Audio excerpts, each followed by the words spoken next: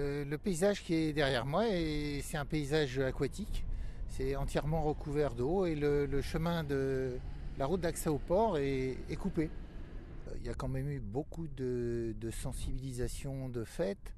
Il y a beaucoup de travaux.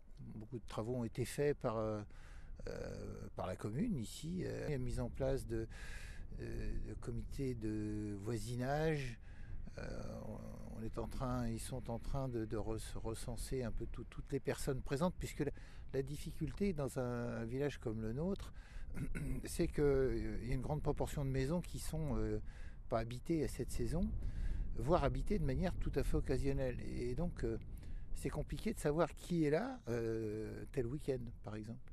Devant nous, c'est une digue qui protège l'endroit où il y avait, avant que Cynthia, près de 600 maisons. On a du mal à imaginer qu'à cet endroit-là, il y avait 600 maisons.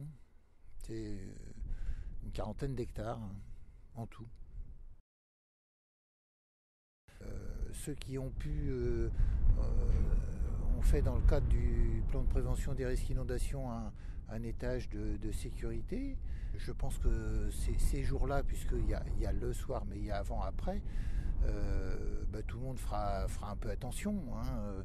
Certains ont même pris l'habitude maintenant de venir faire un tour à l'endroit où on est, 3-4 heures avant la marée, parce qu'on voit bien à quelle hauteur elle est et donc à quelle hauteur elle va arriver. Ce que je sais, c'est que certains s'arrangent pour ne pas être là les week-ends où il y a des gros coefficients ou lorsqu'il y a des tempêtes d'annoncer. Oui, il y en a qui s'en vont.